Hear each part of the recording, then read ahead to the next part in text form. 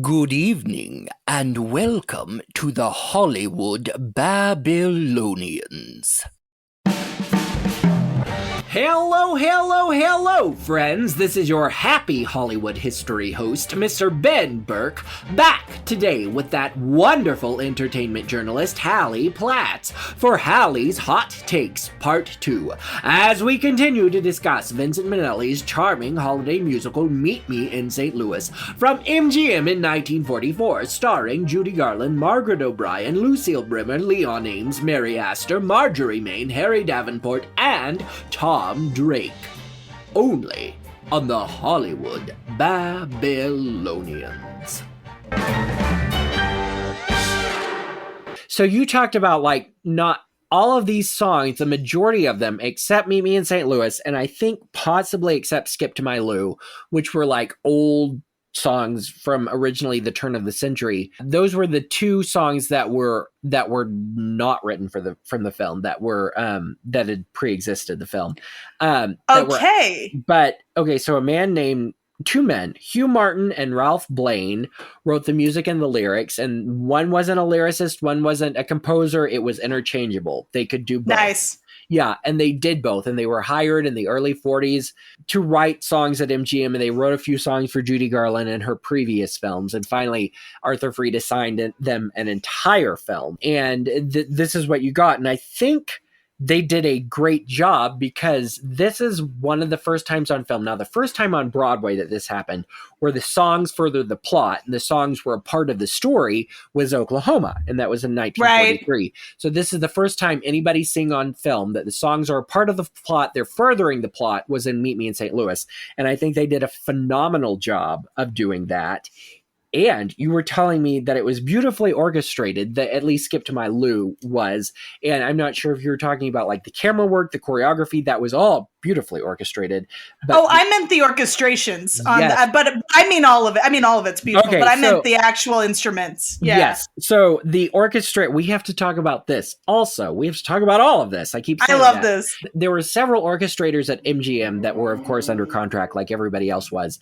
The man that orchestrated the most, like An American in Paris and Brigadoon and most of Judy's movies, was a man named Conrad Salinger, which barely anybody talks about anymore. But he was kind of known as the mad genius at MGM. He could come up, he could take a melody and blow it into anything that you possibly wanted to with any sort of instrument.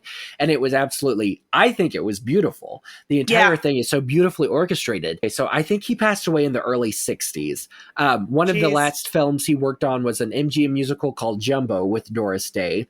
And a lot of people... Never heard of it. Okay, so many people have heard of Doris Day. Jumbo kind of flopped. Yeah, heard of Doris, but not Jumbo. Yeah, it flopped at the box office because it was released in the middle of a snowstorm and it didn't get any press coverage.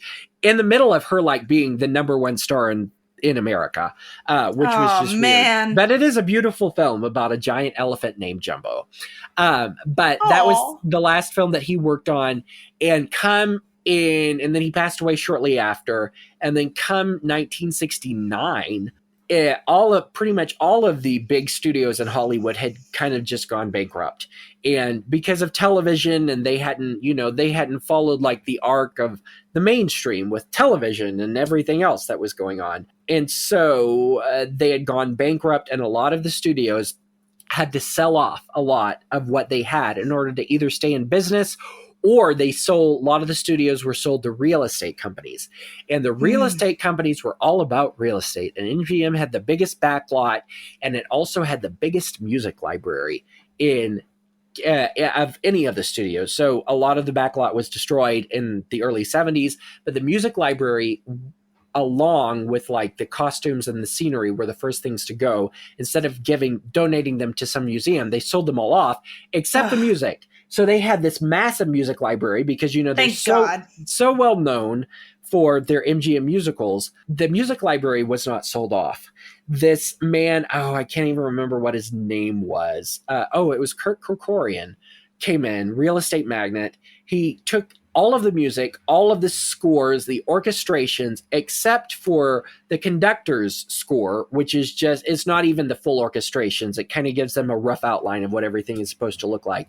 So he took all of that music from all of the MGM films, and he buried it all under a golf course. What? Gone.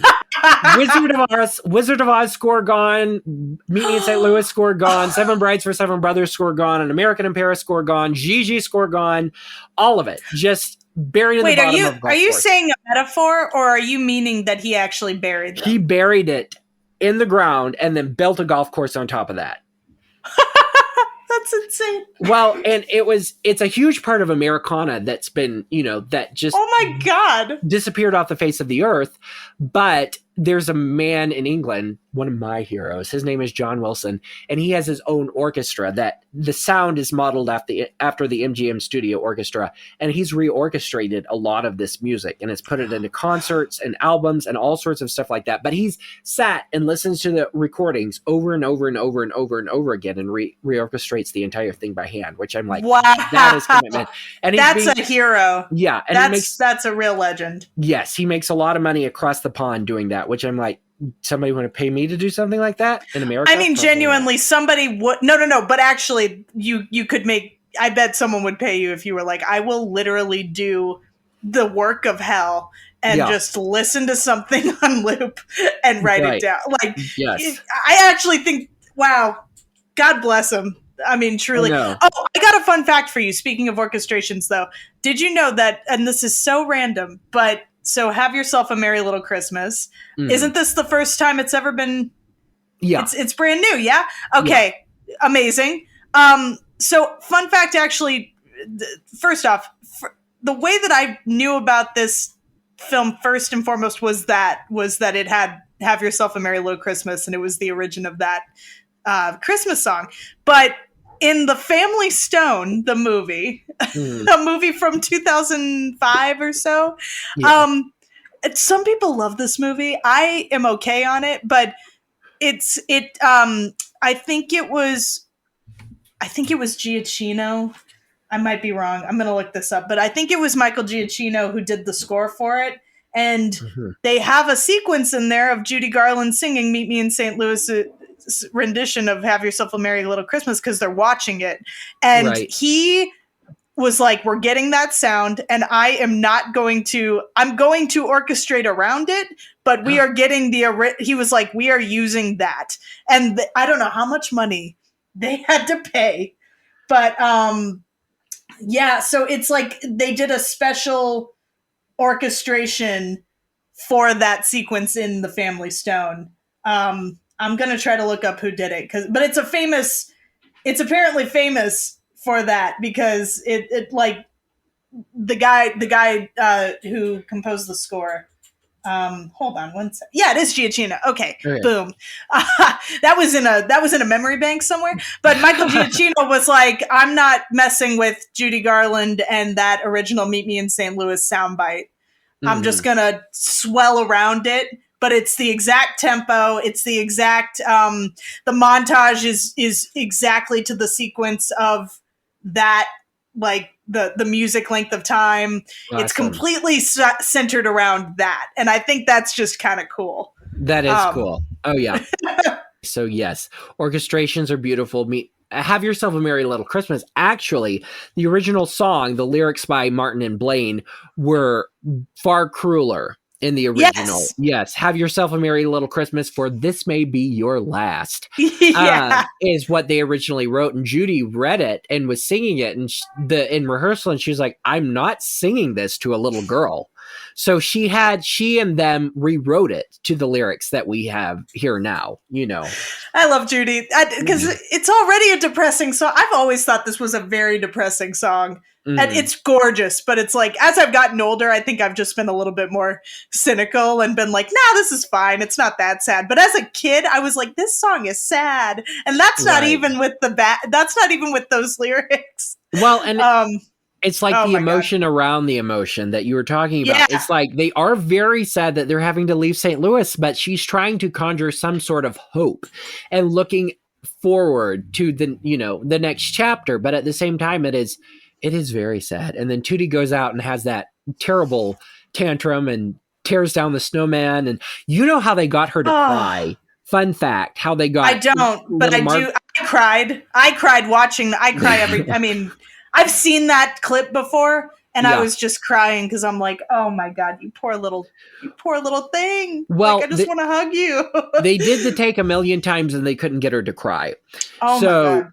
I think it was her mother that told like the acting coach or Vincent Minnelli, somebody on set said, okay, now Tootie has this adorable little pug dog that she loves so much. Tell her that this pug has died and she will scream and cry. And so they told her that her dog had died. And that's how they got that performance out of her, is by traumatizing her and telling her that her pet had died. Oh my God. That would work on me. I mean, it would work on me. But on a child, you're like, come on. I know, that's bad. Yeah. That's bad, but that's also, I'm sorry, that's funny to me. I don't know why that's funny.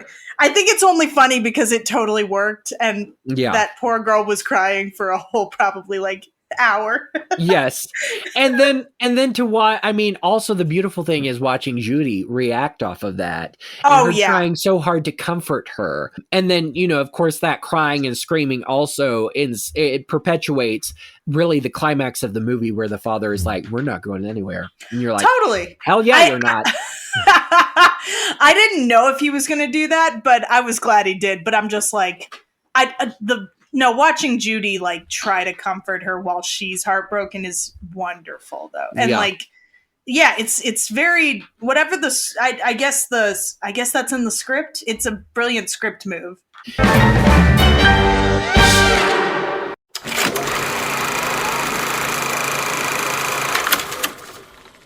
We have to, before moving on, we have to talk about this camera work too.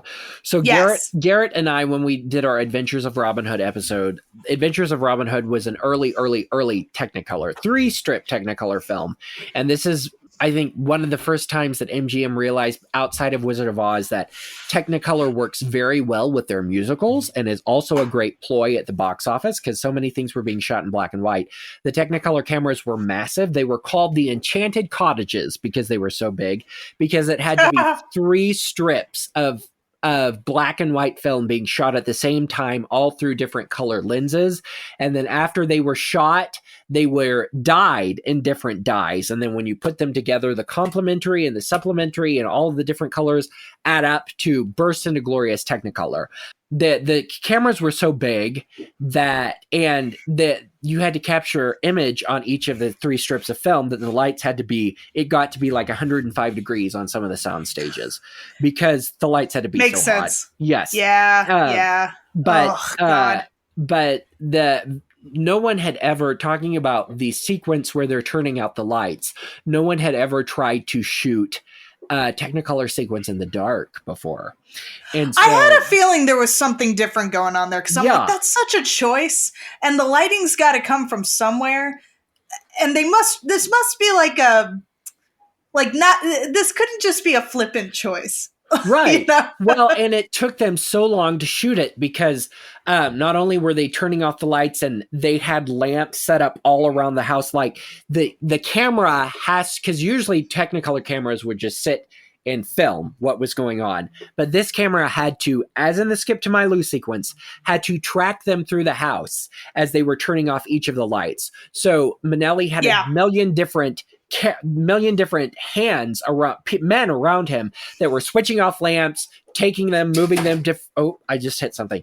They were switching off lamps. The camera was on a track. They had all sorts of wires around them. They were trying to move the wires out of the way. They were trying to not run into different men that were running under the camera. So and it was the very first time that any of this had to be done. So it was just beautiful, beautiful camera work. And it's really the first time Judy fell in love with Vincent Minnelli because during the rushes, she saw, this is the first man that's really shooting me as a beautiful MGM glamour girl, as someone, she looked beautiful in these shots. Yeah.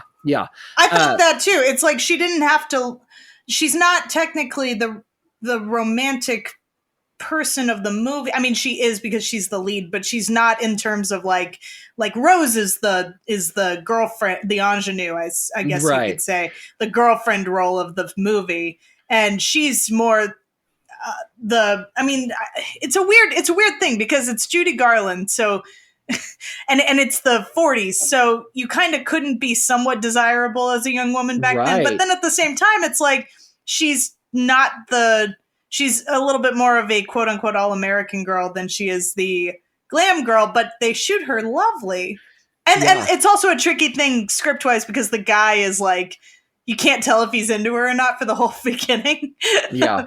But she's still so gorgeous. Like, so they could, I guess what I'm trying to say is they could have made the choice to make her not unattractive. That's not what I'm trying to say, but not to glam her up. And they do. And I think that's like, yeah, Minnelli, not to give dumb credit, but that's kind of a Minch move, if you know what I mean. Like, well, yeah, she was playing a teenager. They kind of dressed her like she was an adult woman. And yes, I did not know she was a teen until she said, "I'm a senior." Yeah, I know. And I think she was like 21 in real life, but she, her makeup woman, I think her makeup woman's name, and I might have to cut this out because I might be wrong, Dottie Ponadell. And she was a brand new makeup woman to Judy. And all she did was she barely put any makeup on Judy, because Judy came in to Dottie Ponadell very first day on Meet Me in St. Louis, new makeup woman that she was working with, and she was like, okay, so I have all of these different types of teeth and false noses, and you can do this to my eyeline and all sorts of stuff like this to make me look good. And she said, you're a beautiful girl, why would you do any of that? So all she did was fill out her bottom lip and raise her eyebrows and pluck a few eyebrows in between, and she said, you're good to go, you don't need anything else. So, and lovely. And then, on top of that, Vincent Minnelli, he loved framing her too. Like in The Window in The Boy Next Door, in Meet Me in St. Louis, she was framed in a curtain. In the Trolley song, she was framed in the trolley. So, she was the beautiful Edwardian portrait throughout the entire Yes. film. Yeah. Yes. Yeah. And she's I mean, as someone with big cheeks, I do love that she has big cheeks. That's just, I don't know where I was going with that. It's nice to see. I mean, I know they starved her throughout her freaking life and it's so sad, but like she looks so normal and it's just so refreshing. Yeah. Oh my goodness. Yes. Well, in the trolley sequence, the camera work on that, I know, had to be ridiculous. Yes. That was a 2-story trolley that they had to shoot around using the camera. But what are some of your other favorite moments, favorite sequences, favorite songs? Okay. I got some a little bit more spicy hot takes for you. Go for it. I said, remember VeggieTales, because they sing Meet Me in the St. Louis in a VeggieTales episode where they're on the it's a Star Trek joke episode, and they're on the USS Apple Pies, and the two squashes are singing Meet Me in St. Louis, and I couldn't stop thinking about it. Anyway, if you know, you know. I do know that. Yes, I remember that. Yes. I was like, Ben might know this. I barely remember that now, but now that you say it, I have to go back and watch it. Iconic. Yes. I fucking love that. So it's just such a choice. I wrote, I hate myself for knowing the Boy Next Door song from Miss Maisel. Because I definitely heard them needle drop that one. Right. I don't remember even where it was. I just remember the whole like, he's in something Avenue C or apartment C, and I'm in B. It's like such a cute. It's very cute, but it's this funny thing where I was like, I've heard that somewhere, and I'm like, it's Miss Maisel. Yeah. I was gonna tell. Oh, I love a little girl singing about being drunk. More cinema should feature it. I think we need to improve. We need to up that. Yeah. I don't. Yeah, I just want more of it. I said, okay, I feel bad. So look, I'm a good person, I promise, guys. Okay. I hate the Boy Next Door. I think he's so stupid. Oh, I hate him so much. Well, they went through several. I feel bad saying it because I want to root for them, and it's not his fault, and it's not Judy's fault. I just hate him so much, and I never got on board with him. Well, I hate him so much. I'm trying to like come up with a good reason. I just hate when he's like teasing her. I'm like, you're kind of mean. Like when he says she shakes like a guy, I'm like, you're kind of rude. That's kind of mean. And then when he just F's up with the tailor, I'm like, that's fully on you. That is a you suck. You were playing basketball too long, and that is your fault. I don't know if I was just triggered, but I was just like, that's a shit move. You should, Judy should never end up with you. And then, of course, he shows up, which is probably the only time I was a little sold on him. But then I'm like, now this guy's talking about marrying her, and it just feels like he's bored, and don't do my Judy that way. Don't do her that way. She does get my Judy that way. She does get the opportunity to beat the absolutely living tar out of him, though. I do love that. Yeah. I do like when she beats him up. I don't know. You might be a little bit more perceptive than you're giving yourself credit for, because in the first weeks of rehearsal, shooting, Judy, like I've said, she latched on to all of her co-stars, her male co-stars, and so she tried to bed Tom Drake, and Tom Drake was under contract at MGM for some time. He didn't make many big films outside of this. He made another film with Judy called Words and Music, which is about it's a biopic it's an MGM musical biopic about the life of Rodgers and Hart, starring Mickey Rooney and Tom Drake as Rodgers and Hart. And then he also was in, the other one is another movie called Braintree County with Elizabeth Taylor that's supposed to be like Gone with the Wind in CinemaScope in widescreen, which flopped at the box office. It's a very beautiful but interesting film to watch. It's not exactly great. So anyway, he's in two other films that I know about, but he could not, when she tried to bed him, he could not get it up for her. So she took that as a great she was greatly offended by that, that somebody could not get it up for her. So she iced him out for the rest of the movie, and the entire cast and crew saw that happening. And so I don't know if that kind of came across to you in the film. It's like, she actually does not like this guy in real life. What I did get, first off, Judy, God, yeah. Such a bitch move. But I'm not gonna say that doesn't up her gay icon status for me a little bit. Yeah. Anyway, she's real bitch move, Judy. But also you were telling. I know what I was gonna say. I will say the thing that I got from it was that she never thought they'd end up together, and I think that's just a good acting choice on her part. Right. A good perspective choice. But that also kind of, I don't know. I just got that she was like, we're never going to end up together. It's never going to happen. And even when it did happen, she was like, I still don't believe this is going to happen. And it kind of worked, but I also wasn't ever like satisfied from it in a way that like you want to be from a love story in a movie. But, not every movie has, not every movie's going to do that. But I guess I just expected it to be a like moment, like in Casablanca, where you're like, oh, they actually do love each other. Like, yeah, they've been mad at each other this whole time and it's not going to work out. But oh my God, they do love each other. Like, that's horrible. And, or even like, another example, like Singing in the Rain. Genuinely, I first saw that movie and I didn't know that Debbie and Gene didn't get along, because I'd never believed that they didn't get along, which is hilarious. But I just don't have, I don't feel that I totally root for them the whole time, and I totally am satisfied when they end up together, and I'm not like bummed by it at all. But there was just a bummer aspect to this.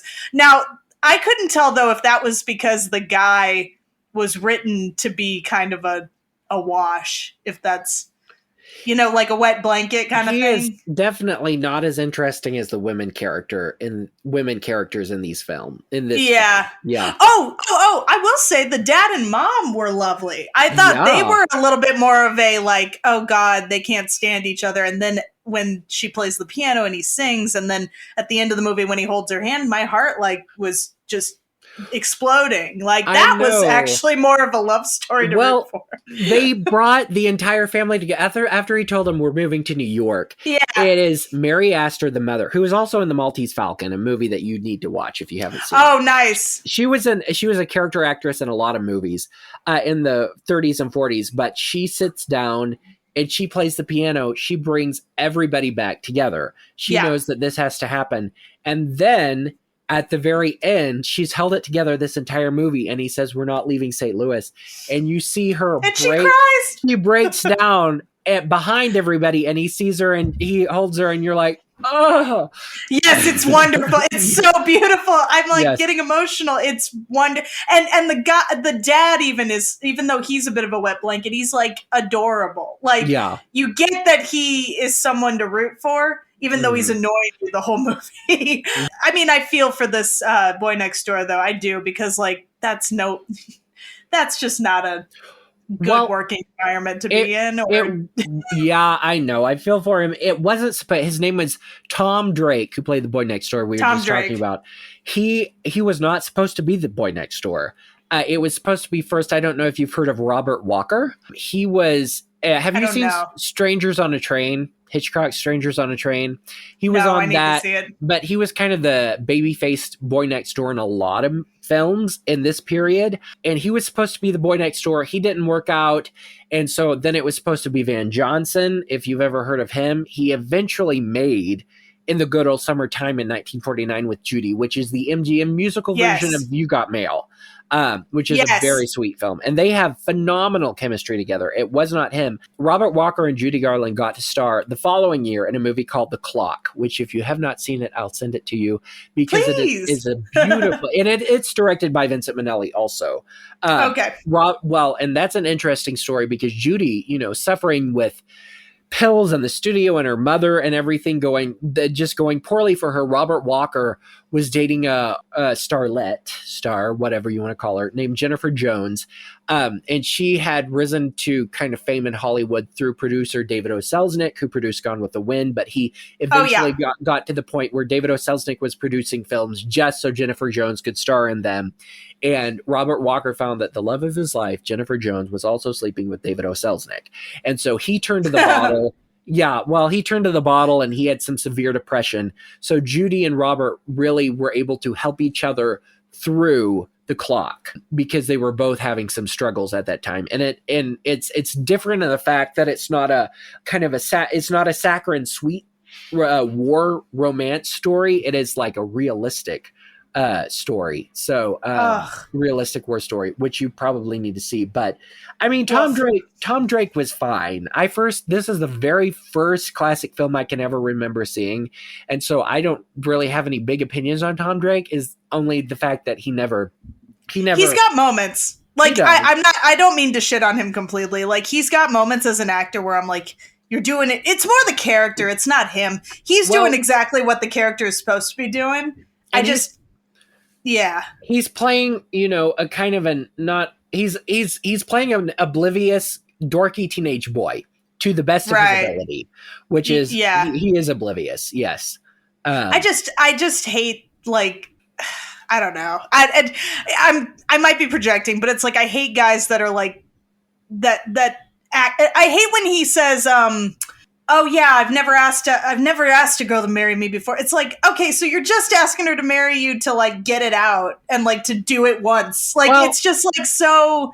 I feel bad, but it's like that's how I felt watching. I'm like, you're just a scared kid with no direction, and now you're choosing this girl because you're bored, and then you're making her feel like shit because she's moving and she's wanted you forever. And so I was just kind of going at it like that.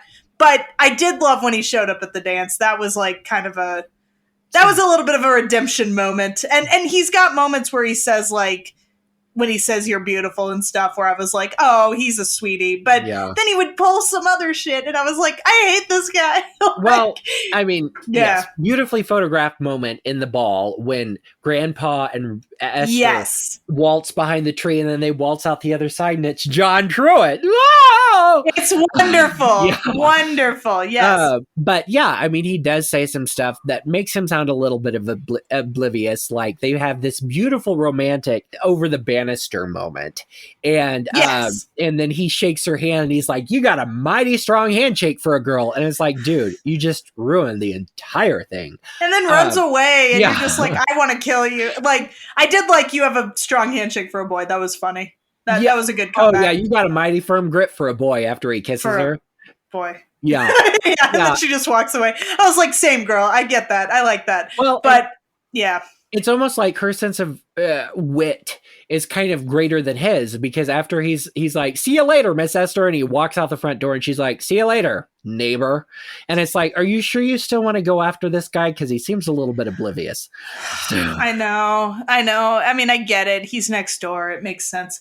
But it's like, I maybe I'll watch it again and be like, this guy's just doing his best.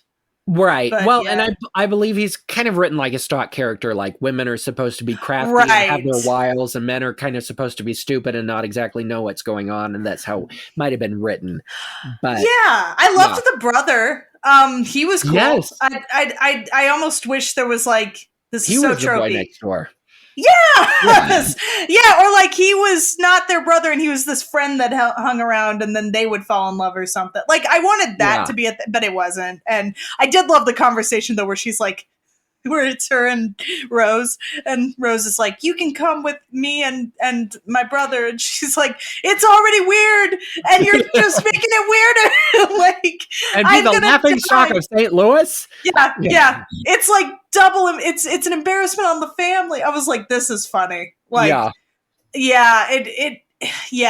was my hottest take probably, besides like wanting a little girl to be to sing about being drunk a little more. Oh, I feel bad, but also I can't remember if it's Agnes or Tootie who sings at the very beginning, and I was like, oh no, not a child singing in a musical. But I'm just kidding. I don't really. I'm not that person. I'm not always hating on that, but that moment I was like, no. She's singing after she's been in her bloomers, and she's going to stay on the way to the bathroom. Yeah. I love Agnes. Well, Agnes and Tootie, their dark sense of humor. Agnes being like, because she thinks Katie, the maid, Marjorie Main, who is a fantastic character actress, she was like, Agnes asked Katie, have you seen my, cat? And she was like, I kicked her down the steps. I could hear her spine breaking on every step. And Agnes was like, oh, I'll tie you to two wild horses. Yes. I'll kill you, bitch. Yes, that was iconic. Yeah. that was Megan before there was Megan. No, that was that was perfect. I love a violent little child. Or how they stuffed a dress and put it on the trolley track so the trolley would crash. Amazing. I know. When Rose laughed, I was like, yeah, that's funny. That's incredible. That's funny. Yeah. I just and the fact that they're like, we killed it. We did it. We really scared everyone and made everyone uncomfortable. It was amazing. I love that. Yeah. Yes. And one of the this movie is so subtly funny, as we've been talking about. But I think one of the funniest moments is at the beginning of the film, that phone call where the entire family is listening in, and she and Warren Sheffield are screaming at each other over the phone. Oh, that stressed me out. Oh my God. No, it's funny. It's definitely funny, but that just stressed me out. Well, and I was like, just to ask her to marry you and to hang up. I want to die. And he's just as oblivious as John Truitt, Warren Sheffield is. Yeah. He's just happy to be talking to his girl, just like she's in the next room. It's like you're in the next room. What? That was good. Right. That's good comedy. Good classic comedy, people. But no, I liked, and then the one direct guy gets the girl at the end. I liked that. Warren Sheffield, yeah. Was that the New York? Wait, was that the New York guy? That was the guy from the dance. Right. Well, the one that he gets Rose. Right. The guy from the dance was the one on the telephone. So Oh, I missed that. I didn't realize it was the same guy. Oh, Yeah. finally. Okay. I thought it was a different guy, and that did make me laugh, but I do like that it's the same guy. Okay. Yes. Yes. Aw. I He's know. like, and I do love you. Yeah. And she's like, yay. Yay. And the whole family's, I like the dad just goes, I'll get to know him later.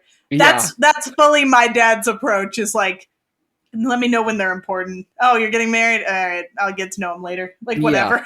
Like, Yeah. I'm over this shit. God bless him being mostly a dad girl, or a girl dad.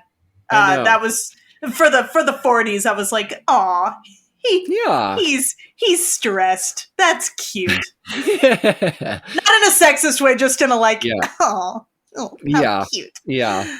And another one of my favorite moments is that Halloween moment for Tootie.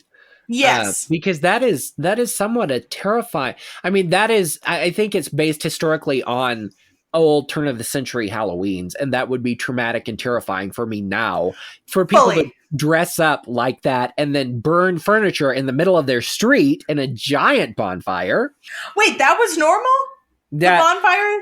I think, as far as I know, because kids would go door to door and throw flour in people's faces and be like, I killed you, you know. What? Yeah. Wait, I didn't know all that was normal. I thought that was just them pranking. Well, it was Halloween trick or treat, you know, and they were just tricking everybody. So, but that was the thing. There was no trick or treat. There was just trick. There was just flour. For the most part. Amazing. I know. In specific parts of the country, yes. And as Sally Benson, who wrote the book, who was the Agnes character, that's one thing that they did do. And that's one thing I think you and I should start, just going door to door. I think we should bring it back. Yeah, I want to throw flour in New Yorkers' face. Yes. Open the door and being like, yeah, I hate you. I hate you. Die. I hate you, die. And then the dog gets a little snack. Oh my God. I didn't realize that. I thought it was just them being shits and I thought it was like the equivalent of TPing like a house back in the day, and I thought that nobody knew they were doing it. Oh my God. Not that like nobody would notice a freaking bonfire with children around it. Yeah. But like, dude, no. But okay. I remember seeing a video somewhere that goes through each decade of Halloween costumes. Yes. And the older ones are fucking terrifying. They're scary. They're terrifying. They're awful. It's really, that was hilarious because they're just like, okay, little kids, put on your very normal masks, and they're like the worst things I've ever seen in my life. Go out by yourself. The original Purge. Right. Go out by yourself and play. Exactly. That's what it exactly is. Go out by yourself and play with fire and throw flour in people's faces. Yeah. I mean, Halloween is nuts, but it's not that nuts. That's so funny. Mm-hmm. That they should just make an old-fashioned Halloween movie, but like the scary parts are just normal. It's basically what this normal is. Shit. Yeah. But I love that character arc for Tootie talking about that. Yeah. She's great. And I saw some reviews that shouted her out alongside Judy, which is pretty high praise. Oh, yes. Well, and I know that originally Mankiewicz also told Judy, he said this film is based around Margaret O'Brien's character who played Tootie. He's like, you're going to be overshadowed by that little girl, which, I mean, it came out as Judy's movie in the end. But Margaret O'Brien had kind of been brought to the studio because studio executives at MGM were so obsessed with 20th Century Fox star Shirley Temple. So, you know, they were trying to build her into a feeling. Yeah. Although she wasn't a dancer, I guess. Or Margaret O'Brien, no, she wasn't. Yeah. Shirley Temple. Okay. Was. Oh, yeah. No. I didn't mean that. Yeah. Hey, I don't know a lot, but I do know Shirley Temple did dance. She did. She did I'm just kidding. Job. She was good. Yeah. She was real good. Yeah. I was wondering about that choice because it's kind of, it's unique though, because like usually if you're playing a little girl back in those days, minus Shirley, you were doing what Judy Garland did and being older And then to have a kid be that centered, I was laughing a little bit because I was like, this kid is getting more attention and care than probably real children at the time. Right. But that being said, she's lovely. I mean, she's just, I mean, the poor thing, they told her dog died. I just thought she was a good crier. That like broke my heart. But she's also just a great little shit. And like, I like that they let her be a little bit of a little shit. Yeah.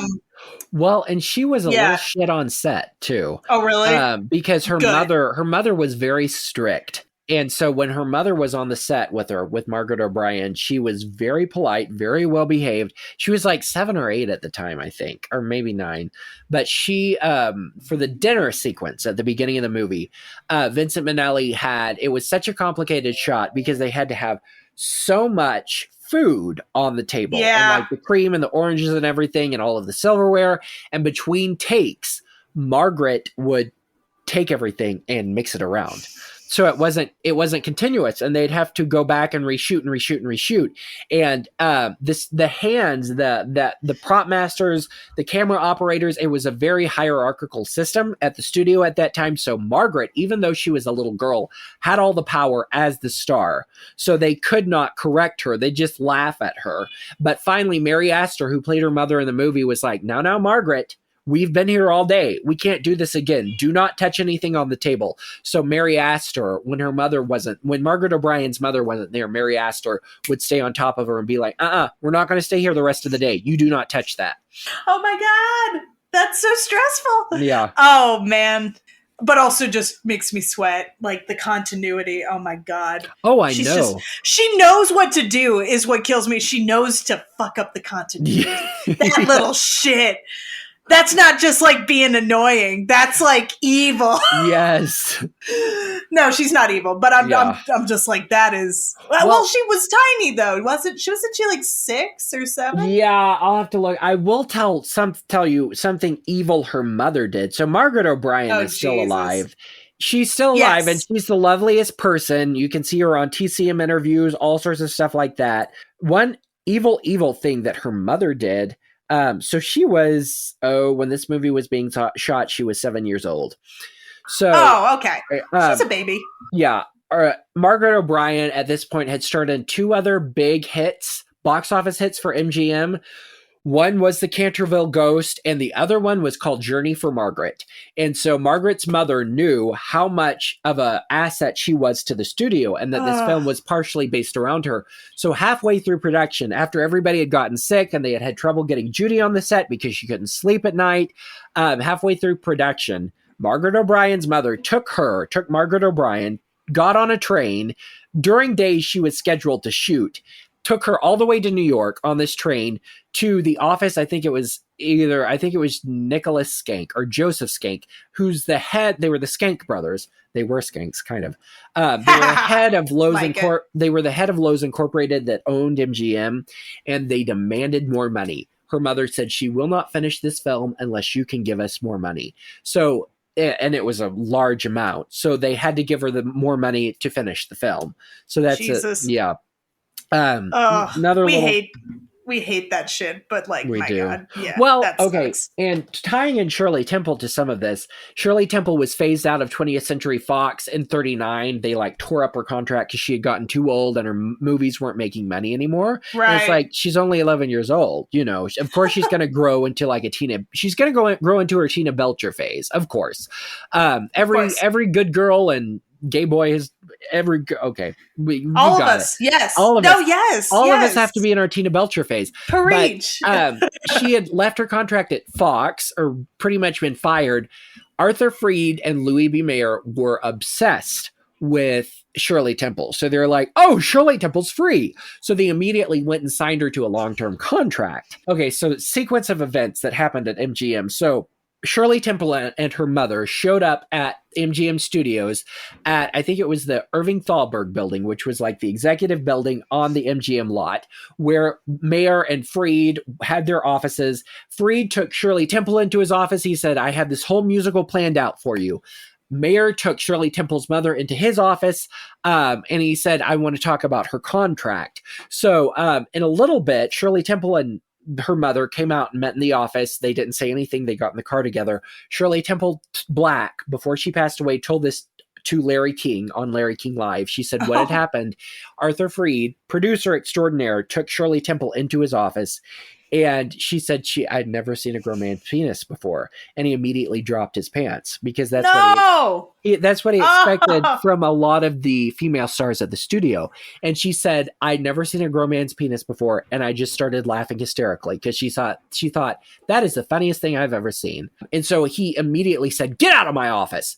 And so Shirley Temple was ousted out of his office.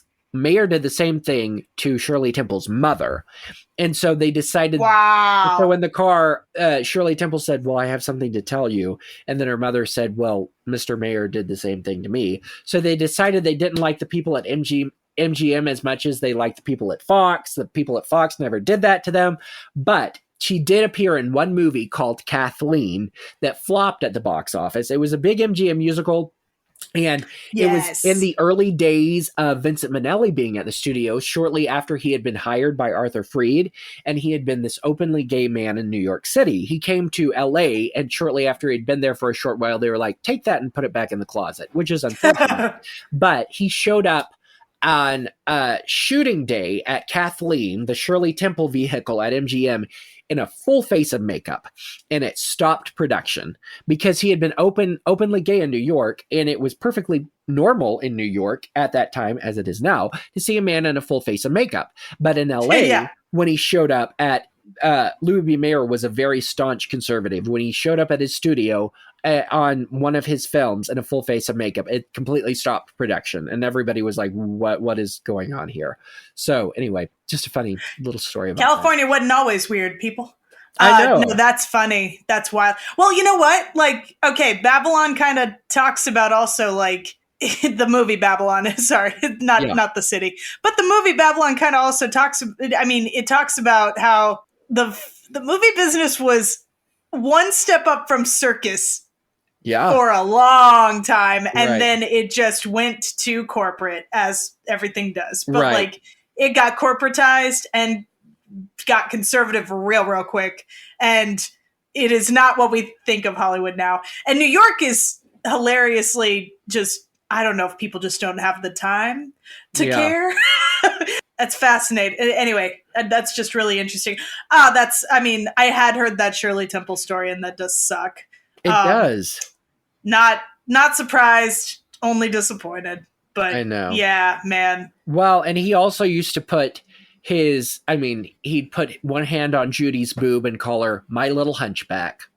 That's wonderful. And she'd be like, Mr. Mayer, from stories that I've heard. But she talked about him later in her life like a father. She said, I really had great respect for him, which there were certain things to respect for him as a producer of amazing movies, but at the same time, very toxic behavior that we cannot validate at any time. No, I don't think so.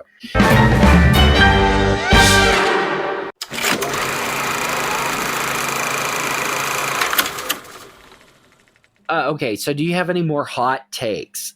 Any more hot takes? This is dumb, and I know it's dumb, but I care. Okay. I care about this. It actually looks like Rose is playing the piano.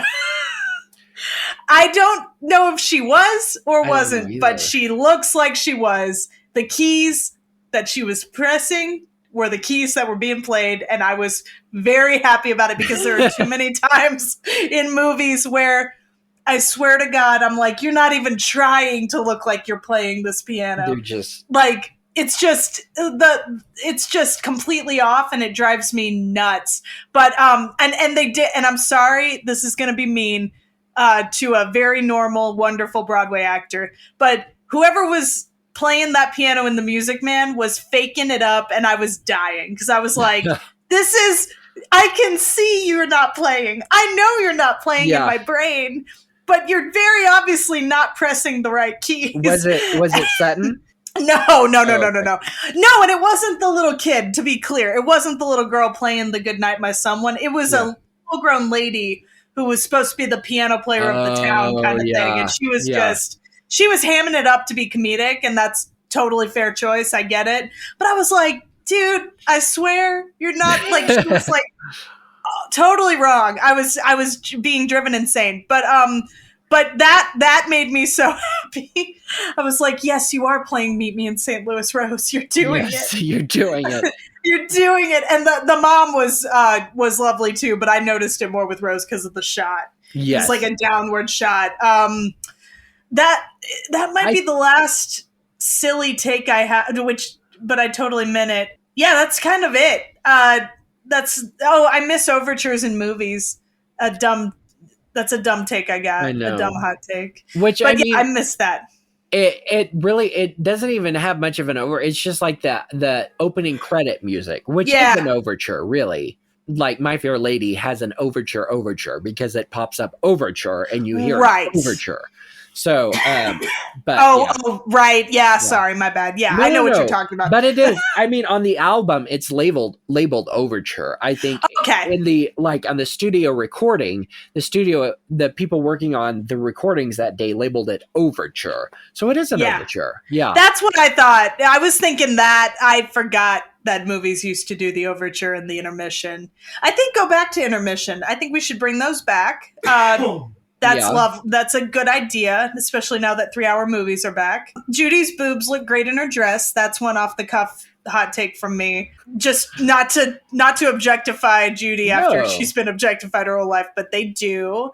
That did make me laugh though, because I was like, there's no way in hell that was a Victorian style. Right. It was a very 1940s silhouette is what it was. Yeah. They didn't show off boobs in the Victorian age. They had sleeves. Oh, I really wanted, this is just a personal thing. I really wanted the girls to eat that cake. That broke my heart. I'm like, let the young ladies eat a really good slice of cake. For the love of God. And they had some massive slice of cake. And they were glorious. And the ice cream melted too. The ice cream melted and the cake wasn't eaten. It's an abomination. Don't let them eat cake and ice cream. It's simple. No one's going to hate them for it. No. We're chill people. We would do it. Yeah. No, that basically covers it for me. Well, I loved it. Everything's lovely.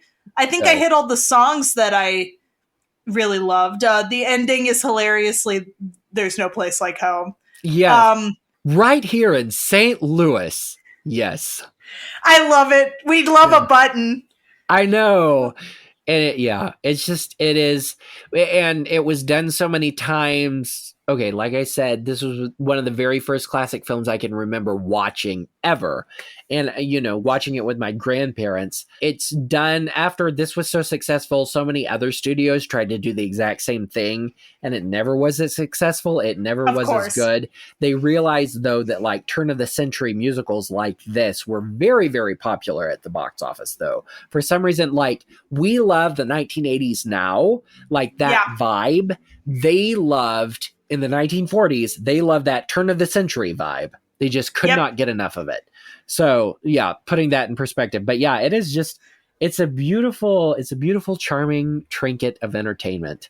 That is hilarious that you just compared that to our obsession with the 80s right now. That made my heart very happy because it's so fucking true.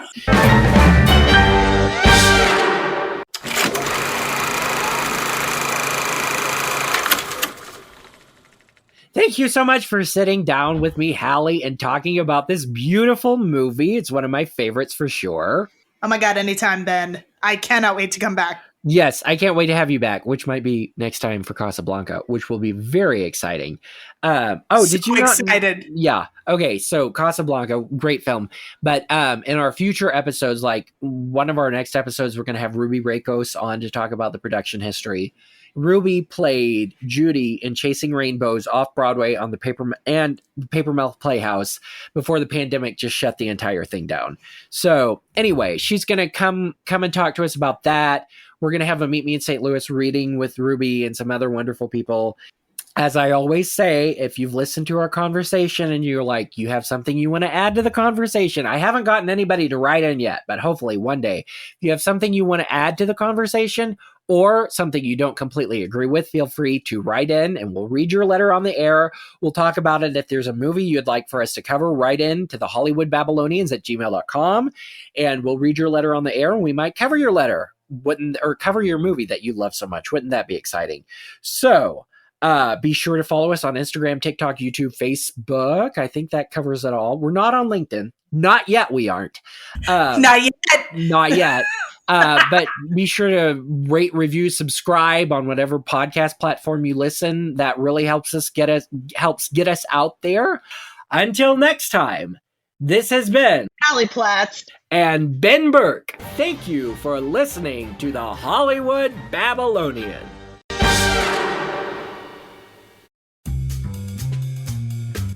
You have been listening to the Hollywood Babylonians. The Hollywood Babylonians is produced, edited, and hosted by Ben Burke and co-hosted by Halley Platts. Audio engineering by Andrew Davis with artwork by Ben Burke and Jamie Lee.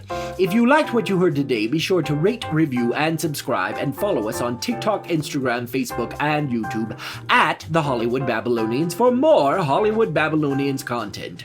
Tune in next Friday, December 15th as we discuss Meet Me in St. Louis with Ruby Rakos, star of Paper Mill Playhouse's production of End of the Rainbow. Thank you for listening and have a good night.